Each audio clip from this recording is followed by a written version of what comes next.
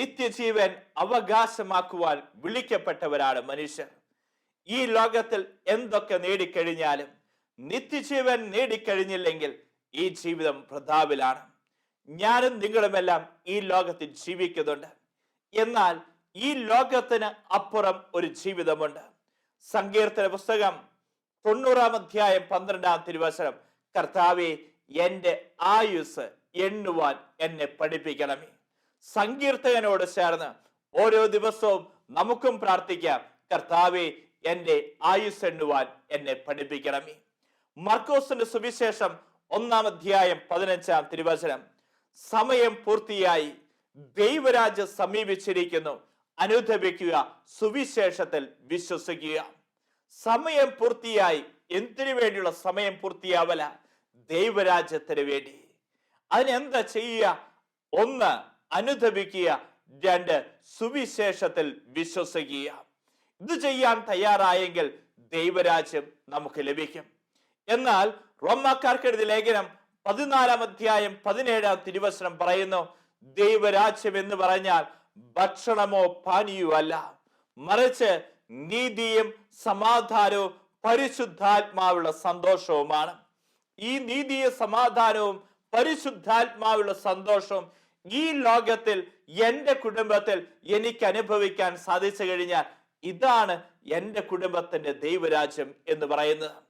അല്ലാതെ എന്നും വഴക്ക്, പ്രശ്നങ്ങൾ, സംശയങ്ങൾ, ജീവിത പങ്കാളിയുമായി ഒരു രീതിയിലും യോജിച്ചു പോകാൻ പറ്റാത്ത അവസ്ഥ, കുടുംബം ഒന്ന് നരകമായി തീരുന്ന അവസ്ഥ.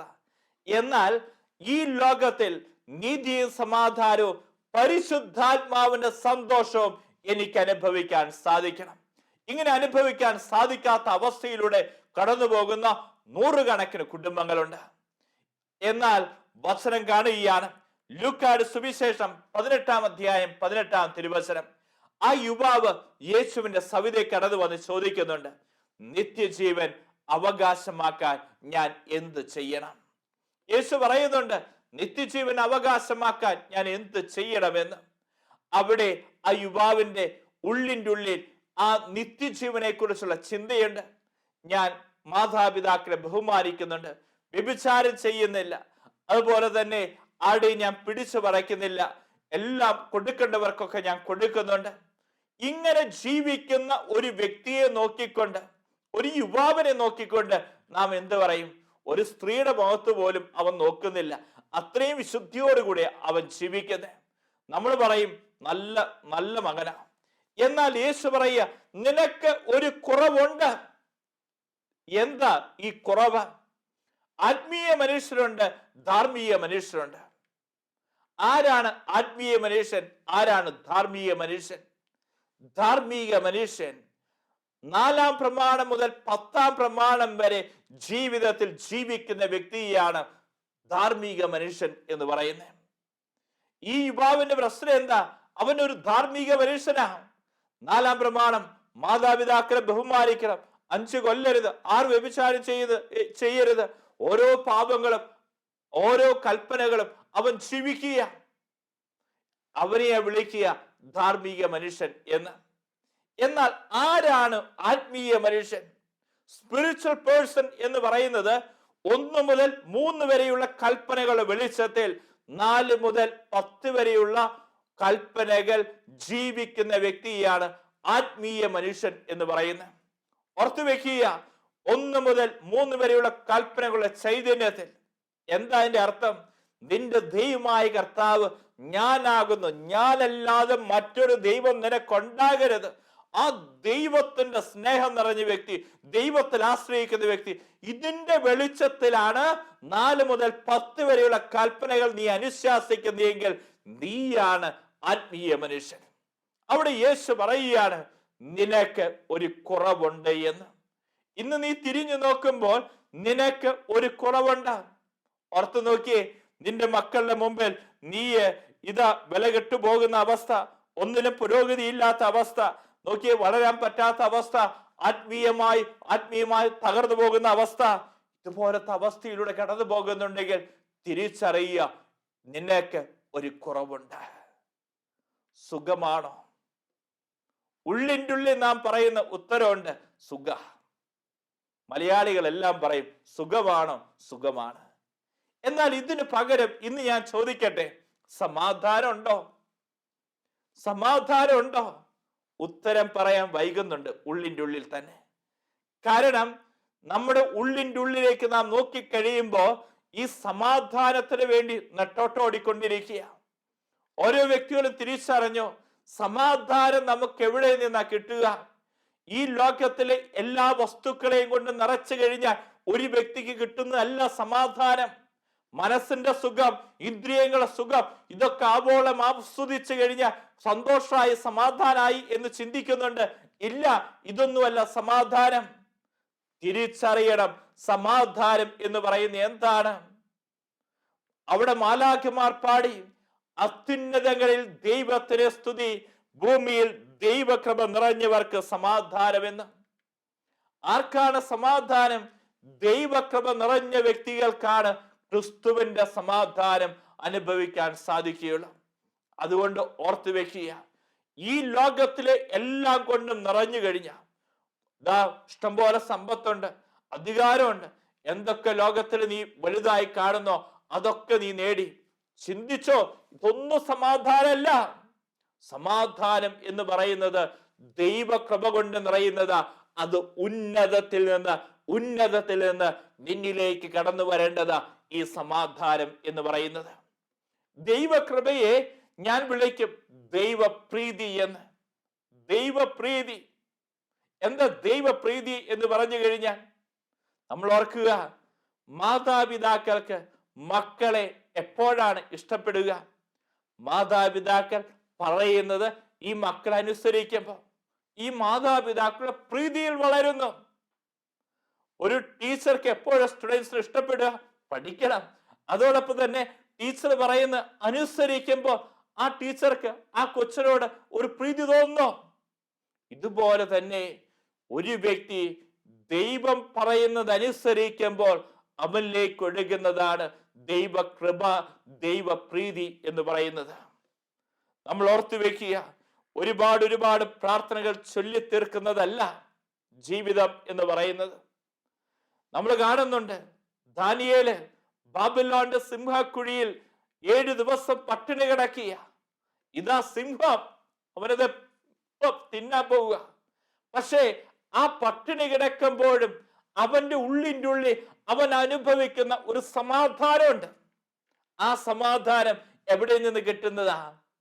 അവൻ ആഗ്രഹപ്പെടുത്തുന്നില്ല, അത് ഉന്നതത്തിൽ നിന്ന് വരുന്നതാണ്. ഇതുപോലെ തന്നെ യേശുവിന്റെ ശിഷ്യന്മാര് അപ്പോസ്തല പ്രവർത്തനം 5-ാം അധ്യായം 40, 41, 42 തിരുവചനങ്ങളൊന്ന് എടുത്തു നോക്കിയേ. ന്യായാധിപ സംഘത്തിന്റെ മുമ്പിൽ ഈ ശിഷ്യന്മാര് അപമാനിക്കപ്പെടുക. അവിടെ നിന്ന് പുറത്തിറങ്ങി പോരുമ്പോ ഈ ശിഷ്യന്മാര് എന്തെന്ന് പറയുന്നേ? അവന്റെ നാമത്തെ പ്രതി അപമാനം സഹിക്കാൻ ഭാഗ്യം ലഭിച്ചതിനെ ഓർത്ത് ഞങ്ങൾ സന്തോഷിക്കുന്നു, ആനന്ദിക്കുന്നു. നമ്മൾ ആരും പറഞ്ഞേനെ ഈ പരിപാടി കൊണ്ട് അവസാനിപ്പിച്ചേനെ. എന്നാൽ ഈ ശിഷ്യന്മാരുടെ ഉള്ളിൽ അവരനുഭവിച്ച സമാധാനം എവിടെ നിന്ന് കിട്ടിയതാ? അത് ഉന്നതത്തിൽ നിന്ന് വന്നതാ. ഇതുപോലെ തന്നെ സ്റ്റെഫാനോസിനെ അവര് കല്ലെറിയുന്ന സമയത്തും അവരോട് ക്ഷമിക്കുന്നു. ഇതാ അവൻ കര ഉയർത്തി അവർക്ക് വേണ്ടി പ്രാർത്ഥിക്കുന്നുണ്ടെങ്കിൽ അതിന്റെ കാരണം അവന്റെ ഉള്ളിൽ നിറഞ്ഞു നിൽക്കുന്ന സമാധാനം അത് ഉന്നതത്തിൽ നിന്ന് വരുന്നതാ. ഈ സമാധാനത്തിലേക്കാണ് കർത്താവ് നമ്മെ വിളിക്കുന്നത്. നമ്മൾ ആവശ്യപ്പെട്ടിട്ട് കിട്ടിയതൊന്നുമല്ല നമ്മുടെ ജീവിതം. നമ്മൾ ഓർത്തോ, നീ ആരുടെ മകനായി തീരണം, ആരുടെ മകളായി തീരണം? ആരാ നിനക്ക് വേണ്ടി തീരുമാനെടുത്തേ? ദൈവ തീരുമാനെടുത്തേ. നീ ആണാകണോ പെണ്ണാകണോ? നിനക്ക് വേണ്ടി തീരുമാനെടുത്തത് ആരാ?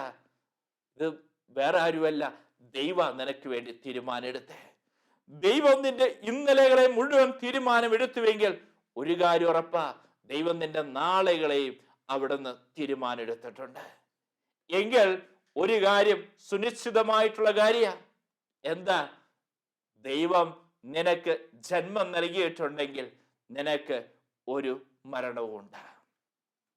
നമ്മൾ ആവശ്യപ്പെട്ടിട്ട് കിട്ടിയതൊന്നുമല്ല നമുക്ക് ജീവിതം, ദൈവം തന്നതാ. ദൈവം ഈ പ്രപഞ്ചത്തിൽ മനുഷ്യനെ സൃഷ്ടിച്ചു കഴിഞ്ഞപ്പോൾ 3 പ്രത്യേകതകൾ പറയുന്നുണ്ട്.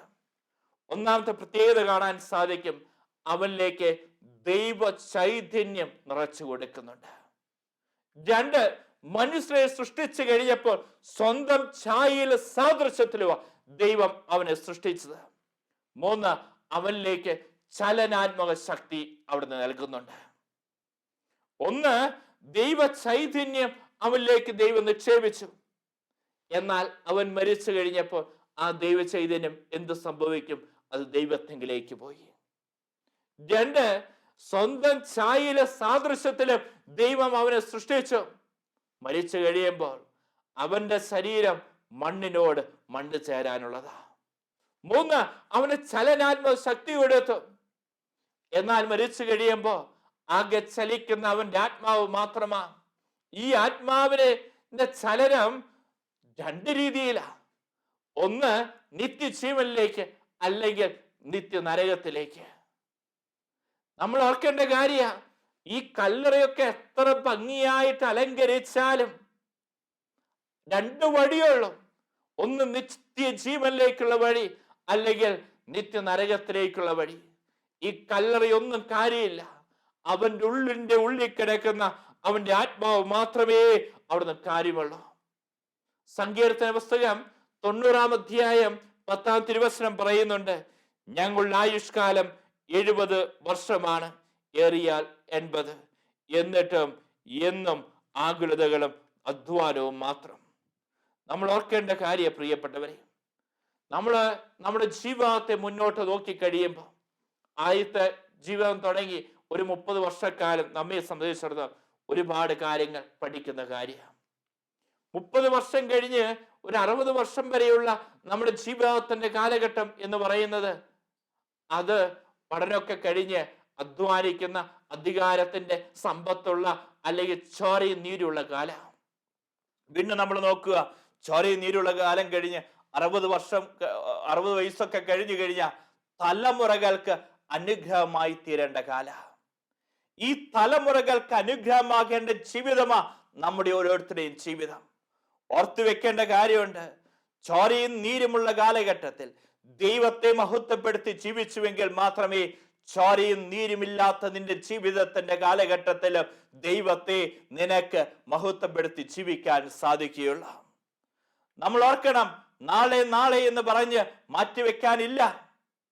ഇന്ന് ദൈവം എനിക്ക് ജീവിതം തന്നിട്ടുണ്ടെങ്കിൽ ഈ ജീവിതത്തിൽ നാളെകൾ ഉണ്ടാവണം എന്നില്ല.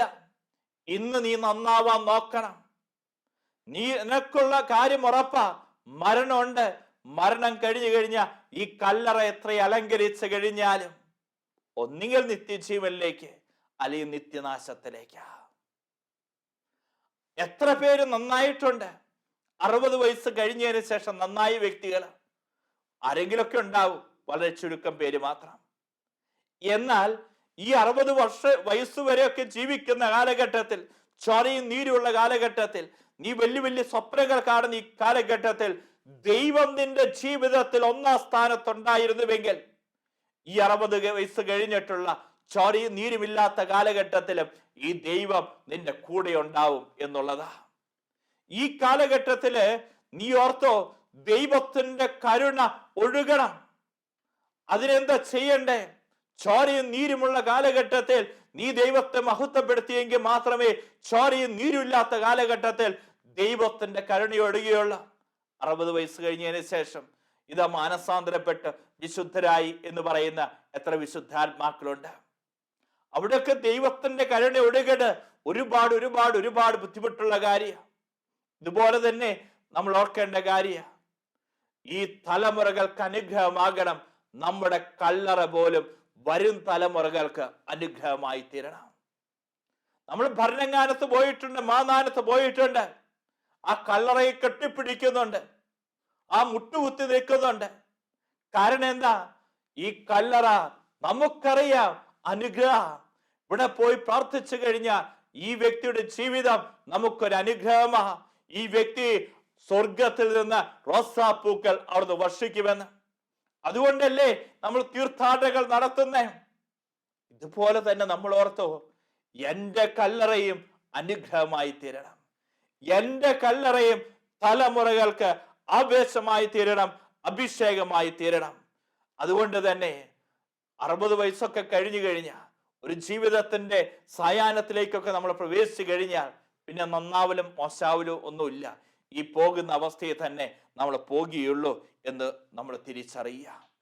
ചോരയും നീരുമുള്ള കാലഘട്ടത്തിൽ ദൈവത്തെ മഹത്വപ്പെടുത്തി ജീവിക്കുക. വിശുദ്ധിയോടുകൂടി ജീവിക്കുന്നവന്റെ കല്ലറ തലമുറയ്ക്ക് പോലും അനുഗ്രഹമായി തീരും എന്നുള്ള ബോധ്യം നമുക്കുണ്ടാവണം. നമ്മൾ ആരാണ്, എന്താണ്, നമുക്ക് എപ്പോഴാണ് മനസ്സിലാക്കാൻ സാധിക്കുക? ഒന്ന് പ്രകോപനം വരുമ്പോൾ, 2 പ്രലോഭനം വരുമ്പോൾ. നമുക്ക് മാറ്റം ഉണ്ടാവേണ്ടതും മനസ്സ് തിരിയേണ്ടതും എവിടെയാണ്? ഇവിടെയാണ്. മനുഷ്യ, നിനക്ക് പ്രകോപനം വരുമ്പോഴും പ്രലോഭനം വരുമ്പോഴും നീ ആരാണ് എന്ന് നിനക്ക് മനസ്സിലാക്കാൻ സാധിക്കുക. ഇന്ന് നമുക്ക് നോക്കിയാൽ കാണാൻ സാധിക്കും, വികാരങ്ങളെ നമുക്ക് നിയന്ത്രിക്കാൻ പറ്റാത്ത അവസ്ഥ. ശരീരം, മനസ്സ്, ആത്മാവ്. ഈ ആത്മാവ് പറയുന്നിടത്ത് ശരീരം നിൽക്കുന്നില്ല, ഈ ആത്മാവ് പറയുന്നിടത്ത് മനസ്സ് നിൽക്കുന്നില്ല. എന്നാൽ നമ്മുടെ ജീവിതത്തിൽ പരിഹാരം ചെയ്ത് വിശുദ്ധിയോടുകൂടി ജീവിച്ചു നോക്കി, നമ്മുടെ ആത്മാവ് പറയുന്ന സ്ഥലത്ത് നമ്മുടെ ശരീരം നിൽക്കും എന്നുള്ളത് കൊരിന്ത്യർക്ക് എഴുതിയ 2-ാം ലേഖനം 9-ാം അധ്യായം 27-ാം തിരുവചനം പറയുന്നുണ്ട്. മറ്റുള്ളവരോട് സുവിശേഷം പ്രസംഗിക്കുന്ന നീ സ്വയം തിരസ്കൃതനാകാതിരിക്കുന്നതിന് വേണ്ടി പൗലോസ് പറയുക, ഞാൻ എൻ്റെ ശരീരത്തെ കർശനമായി നിയന്ത്രിച്ച് കീഴടക്കി എന്ന്. പൗലോസ് പറയാറുണ്ടായിരുന്നു, മറ്റുള്ളവരോട് സുവിശേഷം പ്രസംഗിക്കുന്ന ഞാൻ സ്വയം തിരസ്കൃതനാകാതിരിക്കുന്നതിന് വേണ്ടി എൻ്റെ ശരീരത്തെ കർശനമായി നിയന്ത്രിച്ച് കീഴടക്കി. ഇന്ന് നമ്മൾ ഓർക്കേണ്ട കാര്യം, നമുക്ക് ജാഗരണ പ്രാർത്ഥന പറ്റില്ല, ഉപവസിക്കാൻ പറ്റുന്നില്ല. കാരണം എന്താ? നമ്മുടെ നല്ല നാളുകളിൽ നമ്മൾ ഇന്ദ്രിയ സുഖത്തിന്റെയും മനസ്സിന്റെ സുഖത്തിന്റെയും പിന്നാലെ പോയി, ജഡത്തിന്റെ പിന്നാലെ പോയി. അതുകൊണ്ട് തന്നെ ആത്മാവ് പറയുന്നിടത്ത് ശരീരം നിൽക്കാത്ത അവസ്ഥയിലൂടെ നമ്മൾ പോയിക്കൊണ്ടിരിക്കുക. പ്രിയപ്പെട്ടവരെയും നമ്മൾ കാണുന്നുണ്ട്, ലൂക്കായുടെ സുവിശേഷം 12-ാം അധ്യായം 15-ാം തിരുവചനം, ബോഷ, ഈ രാത്രിയിൽ നിന്റെ ആത്മാവിനെ ഞാൻ ആവശ്യപ്പെട്ടാൽ നീ സമ്പാദിച്ചു മുഴുവൻ ആരുടേതാകും? ഓരോ വ്യക്തിക്കും അറിയാം അവരുടെ ജീവിതത്തിലെ സമ്പാദ്യങ്ങൾ. ചില വ്യക്തികൾക്ക് ഒരുപാട് സർട്ടിഫിക്കറ്റ് ഉണ്ട്. എന്നാൽ കർത്താവ് ഈ സർട്ടിഫിക്കറ്റ് ഉള്ള വ്യക്തിയെ നോക്കിക്കൊണ്ട് ഇന്ന് വിളിക്കുന്നുണ്ട്, ബോഷനായ സർട്ടിഫിക്കറ്റുകാരാ. ഇതുപോലെ തന്നെ ചില വ്യക്തികളെ സംബന്ധിച്ച് ഒരുപാട് സമ്പത്തുണ്ട്. ദൈവം ഈ രാത്രി വിളിക്കുന്നുണ്ട്, ബോഷനായ ധനിക. ചില വ്യക്തികള് അവരുടെ ജീവിതത്തിൽ കാണാൻ സാധിക്കും കുടുംബ മഹിമയാണ്. ചില വ്യക്തികൾക്ക് ഉന്നതമായി കാണുന്നത് അവരുടെ സൗന്ദര്യ. എന്നാൽ തിരിച്ചറിഞ്ഞു, ഇതൊന്നും നിത്യരക്ഷയ്ക്ക് ഉപകാരപ്പെടുന്നില്ലെങ്കിൽ നിന്റെ വിദ്യാഭ്യാസം, നിന്റെ കുടുംബ മഹിമ, നിന്റെ സൗന്ദര്യം, നിന്റെ ജീവിതത്തിൽ നീ വലുതായി കാണുന്ന ഒന്നും നിത്യരക്ഷയ്ക്ക് ഉപകാരപ്പെടുന്നില്ലെങ്കിൽ പ്രിയ ദൈവ പൈതലെ, നിന്റെ ജീവിതം വൃഥാവില. അല്ലാതെ ദൈവം തരുന്ന മുഴുവൻ നിത്യരക്ഷയ്ക്ക് ഉപകാരപ്പെടുന്ന രീതിയിൽ നിന്റെ ജീവിതത്തെ ക്രമീകരിക്കാൻ നിനക്ക് സാധിക്കണം. മത്തായിയുടെ സുവിശേഷം 7-ാം അധ്യായം 24-ാം തിരുവചനം പറയുകയാണ്, എന്റെ വചനം ശ്രവിക്കുകയും അതനുസരിക്കുകയും ചെയ്യുന്നവൻ പാറമേൽ ഭവനം പണിത വിവേകമതിയായ മനുഷ്യരെ പോലെയാണ്. നമുക്ക് മണലിൽ ഭവനം പണിയാം, പാറമേൽ ഭവനം പണിയാം. പാറമേൽ ഭവനം പണിയുക, അത് ദൈവത്തെ മുറുകെ പിടിച്ചുകൊണ്ടുള്ള ഭവനത്തിന്റെ പണിയ. നമ്മുടെ കുടുംബത്തെ നമ്മളൊന്ന് രൂപപ്പെടുത്തി. നമ്മളൊക്കെ നെട്ടോട്ട് ഓടിക്കൊണ്ടിരിക്കുന്നുണ്ട്. കൊറോണ ബാധിച്ച കാലഘട്ടത്തിൽ മാത്രമല്ലേ നമ്മുടെ കുടുംബത്തെ നാം ഒന്ന് ഒതുങ്ങിയിരുന്നേ. അല്ലെങ്കിൽ പകലന്തിയോളം അധ്വാനിച്ചു കൊണ്ടിരിക്കുക. എത്ര അധ്വാനിച്ചിട്ടും മതി എന്ന് പറയാൻ പറ്റാത്ത അവസ്ഥ. സാമ്പത്തികമായ മേഖലയിൽ മുത്തുകൊണ്ടെന്റെ മുറം നിറഞ്ഞു, പവിഴം കൊണ്ടെന്റെ പടി നിറഞ്ഞു, നിറപറ നിറഞ്ഞിട്ട് നിറയാത്തതൊന്നു മാത്രം എൻ്റെ മനസ്സ് മാത്രം. ഇന്ദ്രിയോ മനസ്സിന്റെ ഒന്നും നിറയുന്നില്ല. നമ്മൾ ഓർക്കുക പ്രിയപ്പെട്ടവരെ, നമ്മുടെ ഹൃദയത്തിൽ ദൈവത്തെ കൊണ്ട് നിറഞ്ഞാൽ മാത്രമേ ഈ മേഖലയിൽ നമുക്ക് വിജയം വരിക്കാൻ സാധിക്കുകയുള്ളൂ. ഈ ലോകത്തിലൊന്നും നമ്മെ നിത്യമായ തൃപ്തിയിലേക്ക് നയിക്കുകയില്ല. ഉന്നതത്തിൽ നിന്ന് കടന്നു വരുന്നത് മാത്രമേ നിത്യമായ സമാധാനം നമുക്ക് തരാൻ സാധിക്കുകയുള്ളൂ. പ്രാർത്ഥിച്ചോ. ഈ ലോകത്തിൽ ഞാൻ ജീവിക്കുന്നുണ്ട്. ദൈവം എന്നെ ഒരുപാട് വ്യക്തികളെ ചേർത്ത് വെച്ചിട്ടുണ്ട്. ഇവരെയൊക്കെ നിത്യജീവനിലേക്ക് നയിക്കുക എന്നുള്ളതാ എൻ്റെ ഉത്തരവാദിത്തം. ഇന്ന് എന്നോട് ചേർത്ത് വെച്ചിരിക്കുന്ന വ്യക്തികൾ, എൻ്റെ ജീവിത പങ്കാളി, എൻ്റെ മാതാപിതാക്കൾ, എൻ്റെ മക്കൾ ആരൊക്കെ ആയിക്കൊള്ളട്ടെ, എൻ്റെ ജീവിതം അവർക്ക് ഒരു തിരുവചനാണോ?